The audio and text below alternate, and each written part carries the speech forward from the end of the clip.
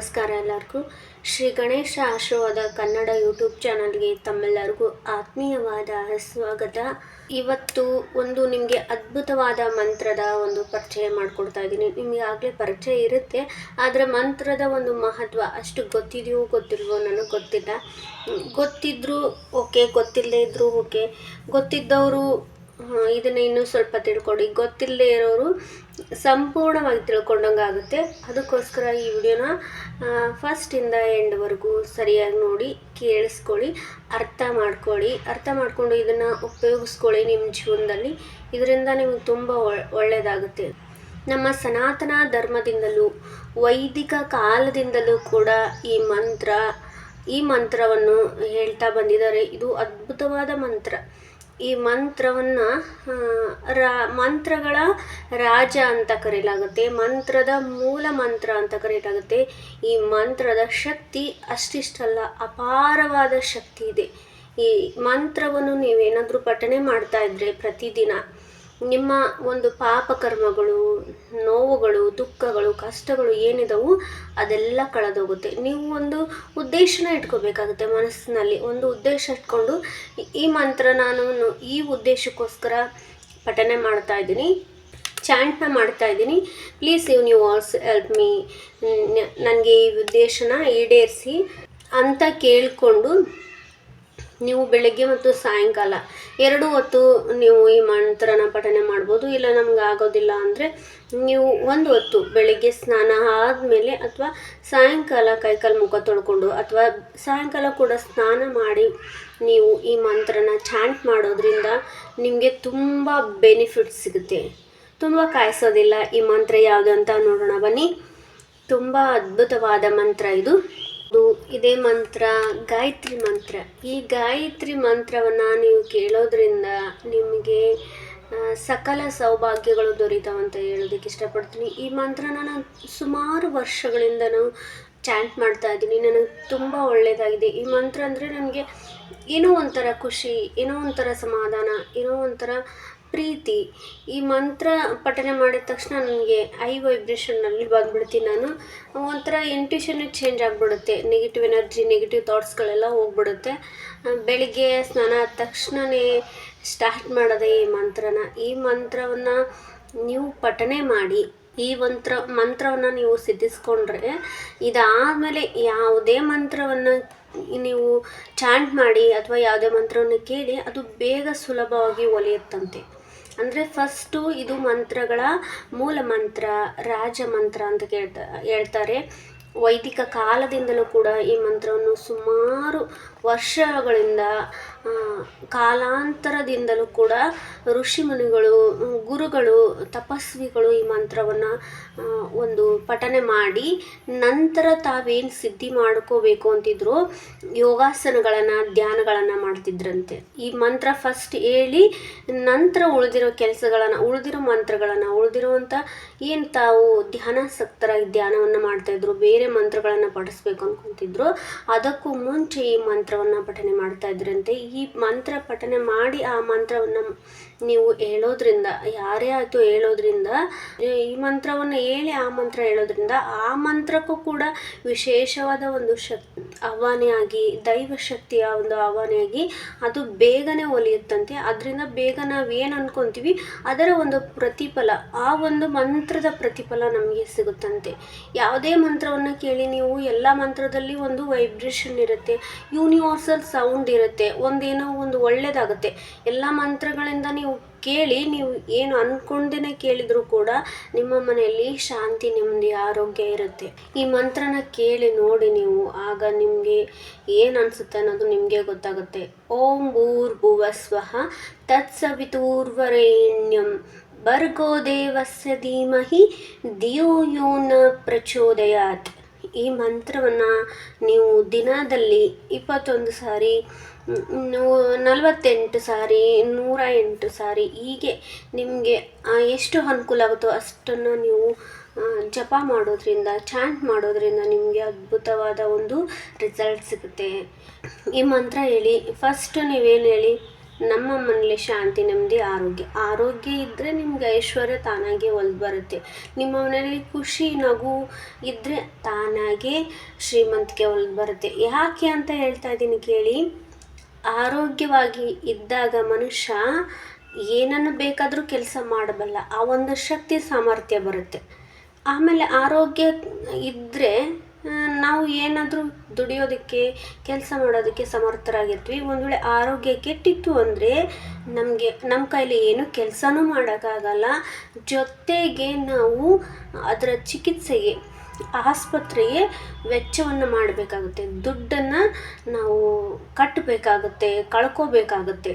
ನಾವು ದುಡ್ದಿರೋ ದುಡ್ಡನ್ನು ಕಳ್ಕೊತೀವಿ, ಜೊತೆ ದುಡ್ಡು ನಮ್ಮ ಹತ್ರ ಇರೋದಿಲ್ಲ. ದುಡಿಮೆ ದುಡಿಯೋದಕ್ಕೆ ಶಕ್ತಿ ಸಾಮರ್ಥ್ಯನೂ ಇಲ್ದಂಗೆ ಆಗೋಗುತ್ತೆ. ಮನೆಯಲ್ಲಿ ನೆಮ್ಮದಿ, ಅಶಾಂತಿ ಆಗುತ್ತೆ.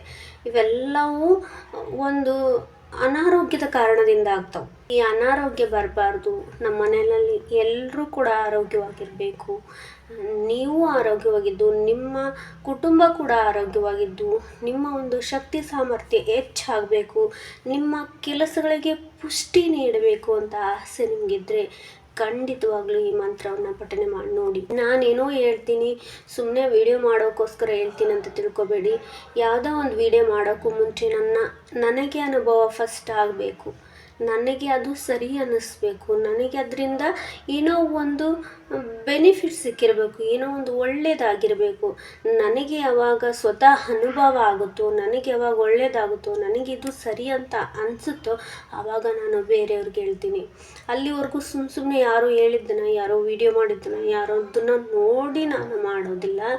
ನನಗೆ ಏನು ಅನಿಸುತ್ತೋ, ನನ್ನ ಅನುಭವಕ್ಕೆ ಏನು ಬರುತ್ತೋ, ಯಾವುದರಿಂದ ನನಗೆ ಒಳ್ಳೆಯದಾಗಿರುತ್ತೋ, ಯಾವುದು ನನಗೆ ಚೆನ್ನಾಗಿ ರಿಸಲ್ಟ್ ಕೊಟ್ಟಿರುತ್ತೋ ಆ ಮಂತ್ರವನ್ನು ನಾನು ಹೇಳ್ತೀನಿ.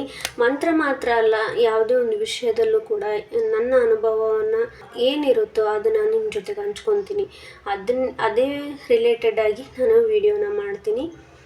ನೀವು ಈ ಮಂತ್ರನ ಕೇಳಿ. ಈ ಮಂತ್ರದ ಒಂದು ಅರ್ಥನ ನೀವು ತಿಳ್ಕೊಬೇಕಂದ್ರೆ ಈ ವಿಡಿಯೋನ ಪೂರ್ತಿ ನೋಡಬೇಕಾಗುತ್ತೆ. ಈ ಮಂತ್ರದ ಅರ್ಥವನ್ನು ನೋಡೋಣ. ಓಂ ಅಂದರೆ ಸರ್ವಶಕ್ತ ದೇವರು. ಭೂರ್ ಅಂದರೆ ನಾವು ಹುಟ್ಟಿದ ಭೂಮಿ. ಭುವ ಅಂದರೆ ಜೀವನದ ಎಲ್ಲ ಸಮಸ್ಯೆಗಳನ್ನು ನಾಶ ಮಾಡುವವನು. ಸ್ವಹ ಅಂದರೆ ಜೀವನಕ್ಕೆ ಸಂತೋಷವನ್ನು ತರುವವನು. ತತ್ ಅಂದರೆ ಸರ್ವೋಚ್ಚ ದೇವರು. ಸವಿರುತ್ ಅಂದರೆ ಸೂರ್ಯನಂತೆ ಹೊಳೆಯುವುದು. ವೇರುಣ್ಯಂ ಅಂದರೆ ಅತ್ಯುತ್ತಮ. ಭರ್ಗೋ ಅಂದರೆ ಸೂರ್ಯನ ಕಿರಣದಂತಹ ಶುದ್ಧತೆ. ದೇವಸ್ಯ ಅಂದರೆ ದೇವರಿಗೆ ಸೇರಿದವನು. ಧೀಮಹಿ ಅಂದರೆ ಸ್ವಗುಣವಾಗಲು ಯೋಗ್ಯವಾಗಿರುವುದು. ದಿಯೋ ಅಂದರೆ ಬುದ್ಧಿಶಕ್ತಿ. ಯೋ ಅಂದರೆ ಯಾರು. ನ ಅಂದರೆ ನಮ್ಮ. ಪ್ರಚೋದಯಾತ್ ಅಂದರೆ ಒಳ್ಳೆಯ ಕಾರ್ಯಗಳಿಗೆ ಪ್ರೇರಣೆ. ಒಂದು ಮೂಲ ಮಂತ್ರದ ಒಂದು ಅರ್ಥ ಇದಾಗಿರುತ್ತೆ. ಇದನ್ನು ನೀವು ಸ್ಕ್ರೀನ್ಶಾಟ್ ತಗೊಂಡು ಇಟ್ಕೊಳ್ಳಿ. ಈ ಒಂದು ಮಂತ್ರದ ಅರ್ಥವನ್ನು ನೀವು ಸರಿಯಾಗಿ ಅರ್ಥ ಮಾಡ್ಕೊಳ್ಳಿ. ಪ್ರತಿದಿನ ಪಠನೆ ಮಾಡಿ. ಇಲ್ಲ ನನಗೆ 1 at a ಟೈಮು ನನಗೆ ಪಠನೆ ಮಾಡೋಕ್ಕಾಗೋದಿಲ್ಲ, ನೀವೇ ಮಾಡಿ ಪಠನೆ ಮಾಡಿಬಿಟ್ಟು ನನಗೆ ವಿಡಿಯೋನ ಕಳಿಸಿ ನಾವು ಕೇಳಿಸ್ಕೊತೀವಿ ಅಂದರೆ, ನೀವು ವಿಡಿಯೋನ ಕೇಳಿಸ್ಕೊಂಡ್ರೂ ಕೂಡ ನಿಮಗೆ ಐ ವಿಬ್ರೇಷನ್ ಬರುತ್ತೆ, ಒಳ್ಳೆಯದಾಗುತ್ತೆ. ಮಂತ್ರ ಕೇಳಿಸ್ಕೊಂಡ್ರೆ ಸಾಕು, ನಿಮಗೆ ಕೇವಲ ಮಂತ್ರ ಕೇಳಿಸ್ಕೊಂಡ್ರೆ ಸಾಕು ನಿಮಗೆ ಒಳ್ಳೆಯದಾಗುತ್ತೆ. ನೀವೇನು ಇಂಟ್ಯೂಷನ್ ಮಾಡಿಕೊಂಡು ಈ ಮಂತ್ರನ ಕೇಳಿಸ್ಕೋಬೋದು. ನಾನು ನೆಕ್ಸ್ಟ್ ವಿಡಿಯೋದಲ್ಲಿ ಬೇಕಂದರೆ ನಿಮಗೆ ಯಾರಿಗೆಲ್ಲ ಬೇಕು ಅಂತ ಅನಿಸುತ್ತೆ ಕಮೆಂಟ್ ಮಾಡಿ ತಿಳಿಸಿ. ಈ ಒಂದು ಮಂತ್ರವನ್ನು 1 at a ಟೈಮು ಚಾಂಟ್ ಮಾಡಿಬಿಟ್ಟು ನಿಮಗೆ ವಿಡಿಯೋನ ಅಪ್ಲೋಡ್ ಮಾಡ್ತೀನಿ. ನಿಮಗೆ ಇದರಿಂದ ಒಳ್ಳೆಯದಾಗುತ್ತಂದರೆ ನಾನು ಖಂಡಿತವಾಗ್ಲೂ ಮಾಡ್ತೀನಿ. ನನಗೆ ಯಾವುದೇ ಕೆಲಸ ಮಾಡೋದಕ್ಕಾಯ್ತು ಬೇಜಾರಂತೂ ಇಲ್ಲವೇ ಇಲ್ಲ. ನನಗೆ ಕೆಲಸ ಮಾಡೋದಂದ್ರೇ ತುಂಬ ಇಷ್ಟ. ದೇವ್ರ ಕೆಲಸ ಮಾಡೋದು, ದೇವ್ರ ಕಾರ್ಯ ಮಾಡೋದು, ಪ್ರತಿದಿನ ಮನೆ ಕೆಲಸ ಮಾಡೋದು, ನನ್ನ ಒಂದು ಬಿಸ್ನೆಸ್ನ ನೋಡ್ಕೊಳ್ಳೋದು, ನನ್ನ ಕಸ್ಟಮರ್ಗೆ ನಾನು ಒಳ್ಳೆಯದನ್ನು ಕೊಡೋದು, ನನ್ನ ಒಂದು ಚಾನಲಲ್ಲಿ ನನ್ನ ಒಂದು ವ್ಯೂವರ್ಸ್ಗೆ ಒಳ್ಳೆಯದನ್ನು ಎಷ್ಟು ಕೊಡೋದಕ್ಕೆ ನನ್ನ ಕೈಲಿ ಸಾಧ್ಯ ಆಗುತ್ತೋ ಅಷ್ಟನ್ನು ನಾನು ಖಂಡಿತವಾಗ್ಲೂ ಕೊಡ್ತೀನಿ. ನನ್ನ ಒಂದು ಉದ್ದೇಶ ಏನು ಅಂದರೆ ಎಲ್ರಿಗೂ ಒಳ್ಳೆಯದಾಗಬೇಕು, ಎಲ್ಲರೂ ಆರೋಗ್ಯವಾಗಿರಬೇಕು, ಎಲ್ಲರೂ ಚೆನ್ನಾಗಿರಬೇಕು ಅನ್ನೋದು ಒಂದು ಉದ್ದೇಶ. ಅದಕ್ಕೋಸ್ಕರ ನನಗೇನು ಗೊತ್ತಿದೆಯೋ ನಾನು ಅದನ್ನು ಈ ವಿಡಿಯೋದ ಮೂಲಕ ನಿಮ್ಮ ಜೊತೆಗೆ ಹಂಚ್ಕೊತೀನಿ ಅಷ್ಟೇ. ಕೆಲವರಿಗೆ ಸಮಯದ ಬೆಲೆ ಗೊತ್ತಿರೋದಿಲ್ಲ, ಸುಮ್ಮನೆ ಅನಾವಶ್ಯಕವಾಗಿ ಸಮಯನ ಹಾಳು ಮಾಡಿಬಿಡ್ತಾರೆ. ಹೆಂಗೆ ಅಂದರೆ ಅಲ್ಲಿ ಕೂತ್ಕೊಂಡು ಮಾತಾಡೋದು, ಇವ್ರ ಸುದ್ದಿನ ಬೇರೆಯವ್ರದ್ದು ತಂದಲ್ಲ, ಬೇರೆಯವ್ರ ಸುದ್ದಿನ ಮಾತಾಡ್ಬಿಡೋದು. ಬೇರೆಯವರು ಅವ್ರ ಮುಂದೆ ಇರ್ತಾರೆ, ಇವ್ರ ಹಿಂದೆ ಪಕ್ಕದ ಮನೆಯಲ್ಲಿ ಅಲ್ಲಿ ಇಲ್ಲಿ ಕೂತ್ಕೊಂಡು ಕೂತ್ಕೊಂಡು ಮಾತಾಡ್ತಿರ್ತಾರೆ. ಯಾಕೆ ಬೇರೆಯವ್ರ ವಿಷಯವನ್ನು ಮಾತಾಡೋದು? ಅವ್ರು ಹೆಂಗಾದ್ರೂ ಇರಲಿ ಬೇಡಿ, ಅವ್ರು ನೋಡ್ಕೊಂಡು ಆಡ್ಕೊಂಡು ನಕ್ರೆ ಇದರಿಂದ ಆಗೋ ಒಂದು ಲಾಭ ಏನಿದೆ? ನಿಮ್ಮಗಳಿಗೆ ಆಗೋ ಲಾಭ ಏನಿದೆ? ಏನೂ ಇಲ್ಲ. ನಿಮ್ಮ ಸಮಯ ಅಲ್ಲಿ ಹಾಳಾಗ್ತಾ ಇದೆ. ನಿಮ್ಮ ಒಂದು ಭವಿಷ್ಯದ ಕಡೆಗೆ ಯೋಚನೆ ಮಾಡಿ, ನಿಮ್ಮ ಮಕ್ಕಳ ಭವಿಷ್ಯದ ಕಡೆಗೆ ಯೋಚನೆ ಮಾಡಿ. ನೀವು ನಿಮ್ಮ ಮನೆಗೆ ಏನನ್ನು ಅತ್ಯುತ್ತಮವಾಗಿ ನೀವು ಕೊಡೋದಕ್ಕೆ ಇಷ್ಟಪಡ್ತೀರಾ? ನಿಮ್ಮ ಕುಟುಂಬ ವರ್ಗದವರಿಗೆ ನಿಮ್ಮ ಮಕ್ಕಳ ಒಂದು ಭವಿಷ್ಯವನ್ನು ಯಾವ ರೀತಿ ನೀವು ರೂಪಿಸೋದಕ್ಕೆ ಇಷ್ಟಪಡ್ತೀರಾ? ಅದ್ರ ಕಡೆ ಗಮನ ಕೊಡಿ. ನಿಮ್ಮ ಕೆಲಸದ ಕಡೆ ಗಮನ ಕೊಡಿ. ಹಿಂದೇನಾದರೂ ಯಾರಾದರೂ ಮಾತಾಡಲಿ, ಮುಂದೇನಾದರೂ ಯಾರಾದರೂ ಮಾತಾಡಲಿ, ಅದ್ರ ಬಗ್ಗೆ ತಲೆ ಕೆಡಿಸ್ಕೊಳ್ಕೋಬೇಡಿ. ನೀವು ಕೂಡ ಬೇರೆಯವ್ರ ಬಗ್ಗೆ ಮಾತಾಡೋದನ್ನು ಸ್ಟಾಪ್ ಮಾಡಿ. ಒಂದು ವೇಳೆ ಮಾತಾಡ್ತಾ ಇದ್ದರೆ, ಮಾತಾಡೋಲ್ಲ ಅಂದರೆ ತಲೆನೂ ಕೆಡಿಸ್ಕೊಳ್ಕೋಬೇಡಿ. ಮಾತಾಡ್ತಾ ಇದ್ದರೆ ಯಾರಾದರೂ ಬಂದು ಬೇರೆ ವಿಷಯ ನಿಮ್ಮ ಹತ್ರ ಹೇಳೋದಕ್ಕೆ ಹೋದರೆ ನೀವು ಅಲ್ಲಿಂದ ಮೂವ್ ಆಗಿ, ಇಲ್ಲ ನಂಗೆ ಕೆಲಸ ಇದೆ ಬರ್ತೀನಿ ಅಂತ. ಒಂದು ಅನಾರೋಗ್ಯ ಇದ್ದಾಗ ಆರೋಗ್ಯದ ಬೆಲೆ ನಮಗೆ ಗೊತ್ತಾಗುತ್ತೆ. ಆಸ್ಪತ್ರೆಗೆ ಯಾವಾಗಲಾದರೂ ನೀವು ಫ್ರೀ ಇದ್ದಾಗ ವಿಸಿಟ್ ಮಾಡಿ ನೋಡಿ, ಅಲ್ಲಿ ಎಷ್ಟು ಜನ ನರಳಾಡ್ತಾ ಇರ್ತಾರೆ. ಗೌರ್ಮೆಂಟ್ ಹಾಸ್ಪಿಟ್ಲಿಗೆ ಹೋಗಬೇಕು, ಎಷ್ಟು ಜನ ನರಳಾಡ್ತಿರ್ತಾರೋ. ಯಾವ್ಯಾವುದೋ ರೋಗ, ಸಣ್ಣ ಪುಟ್ಟ ರೋಗ, ದೊಡ್ಡ ರೋಗಗಳು, ಏನೋ ಒಂಥರ ನೋವು. ಅಲ್ಲಿರೋ ವಾತಾವರಣ ನೋಡಿದ್ರೆ ಮನಸ್ಸಿಗೆ ಹಿಂಸೆ ಅನ್ನಿಸ್ಬಿಡುತ್ತೆ. ಅಪ್ಪ, ನಮ್ಮ ಜೀವನನೇ ಬೆಟರಪ್ಪ ಅವ್ರಿಗಿಂತ. ನಾವೆಷ್ಟೋ ಆರೋಗ್ಯವಾಗಿದ್ದೀವಲ್ಲ, ದೇವರೇ ನಿನಗೆ ಚಿರಋಣಿ, ಭಗವಂತ ನಿನಗೆ ಚಿರಋಣಿ, ಅನ್ನದಾತ ನಿನಗೆ ಚಿರಋಣಿ, ರೈತನಿಗೆ ಚಿರಋಣಿ, ಭೂಮಿ ತಾಯಿಗೆ ಚಿರಋಣಿ ಅಂತ ನೀವು ಹೇಳಬೇಕಾಗತ್ತೆ, ನೀವೆಲ್ಲರೂ. ಯಾಕಂದರೆ ನಾವು ಆರೋಗ್ಯವಾಗಿದ್ದೀವಿ ಅಂದರೆ ಯಾವುದೋ ಜನ್ಮದಲ್ಲಿ ನಾವು ಮಾಡಿರುವಂಥ ಒಂದು ಪುಣ್ಯ, ಯಾರಿಗೋ ಮಾಡಿರೋಂಥ ಒಂದು ಒಳ್ಳೆಯ ಕಾರ್ಯ, ಯಾರಿಗೋ ಒಂದು ಆರೋಗ್ಯದಲ್ಲಿ ಸಹಾಯ ಮಾಡಿರೋಂಥ ಕಾರಣದಿಂದ ನಾವು ಆರೋಗ್ಯವಾಗಿದ್ದೀವಿ. ಅದಕ್ಕೆ ಇನ್ನಷ್ಟು ಆರೋಗ್ಯವಾಗಿರಬೇಕು, ಕುಟುಂಬದವರು ಆರೋಗ್ಯವಾಗಿರಬೇಕು ಅನ್ನೋ ಆಸೆ ಇದ್ದರೆ ಈ ಮಂತ್ರಗಳನ್ನು ಕೇಳಿ, ಪಠನೆ ಮಾಡಿ.